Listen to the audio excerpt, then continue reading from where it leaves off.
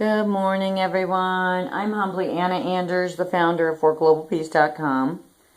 ForGlobalPeace.com, you can see that. And I'm Anna Anders on the YouTube channel. And yesterday, I got up, like I said before in one of my videos, and I said my prayers, and I thought, boy, do I need some Calgon Take Me Away. So I went over to the local YMCA and to do my Calgon Take Me Away. And as I was leaving the Y, after I had shot a couple videos prior to that, out in the parking lot, as I was leaving the Y, someone approached me and asked me to attend their health fair. And so immediately I said, oh, okay. So I went over, but as I walked up towards the health fair, I saw that it was like government influenced and stuff, and I thought, this is strange. Kind of, sort of, to me, it just had a yucky feel to me. Kind of militant-like, and I didn't appreciate that as a citizen on the planet. You know, the government has really been over-involved in all of our lives, from our homes, from our private lives, you know, all the way up, you know, and it can be proven. I mean, it was proven yesterday. So immediately, you know, it's like you get inside the health fair, you see the military logo and everything, and then you get inside, and the first thing that starts happening is you get all this stuff, which is good stuff, because we actually had a family member that was abducted, Gina De Jesus, 14 years old, and was held captive by Ariel Castro for 10 suffering traumatic years, her and Amanda Berry and Michelle Knight. But and what I want to say is what is more traumatic than that is the fact that our corrupt local Cleveland government, they got Ariel Castro's license plate within 48 hours of Gina's abduction. Within 48 hours of Gina's abduction, and they had Ariel's license plate number, and they dropped the ball on that. You know, things like that just don't happen, okay? And I'm telling you, Gina had a relative, hi, I'm Anna Anders, I'm her relative, who was trying to make some peace flags right after 9/11, and I was going very public in corrupt Cleveland, Ohio. And I say corrupt Cleveland, Ohio today because I know that it is. And I know that they covered the whole story up, the Cleveland abduction story up for 10 mofo years.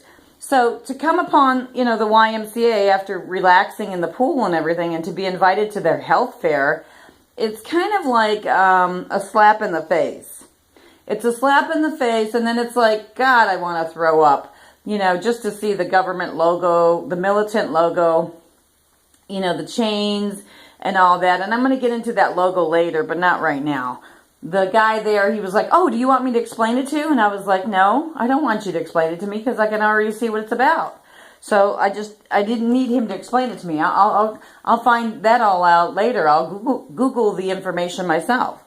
But anyway, so yeah, you know, getting into the fair, I was given this stuff.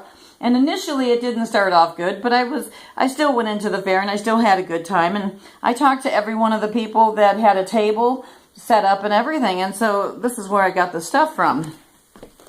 You know, from that fair yesterday, and I wanted to share this mojo with you, you know. On the pacifier, it says, we care, WEECARE, we care. Okay, of course people care. I'm not doubting that people don't care. But the fact is, when you get a license plate number, you need to do something with it and not cover that shit up, politically speaking, just because the victim had a relative making peace flags right after 9/11. You needed to show us that you really cared, and you needed to get up off your asses and do something, instead of looking the other way for 10 years, for 10 traumatic, suffering years, because Gina was the last one that that Ariel Castro took. So, and I don't just blame Ariel Castro, I blame the corrupt politics that covered that shit up for 10 years, because they had Ariel Castro's vanity license plate, Elliot C. They had that from Brian and Eric Poindexter. Brian lives in Brook Park, Ohio. You'll have to search my YouTube videos. I have a couple YouTube videos where I'm talking with these guys. And even I talked to their mother, and the mother even said, yeah, my boys tried contacting the media and the authorities. So when the authorities pervert or subvert information, critical information, okay, when they do that, they're just as guilty as Ariel Castro. So that's how I feel about corrupt politics in Cleveland today.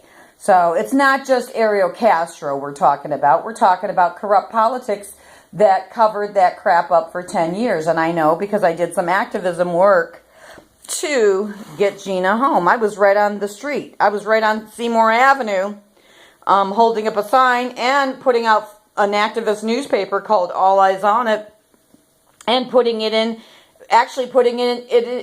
that newspaper into Ceci's store with a bunch of flyers. So I was right there in his uncle's store, which is practically across the street from where Ariel Castro had the girls. So then Corrupt Cleveland came out with a story.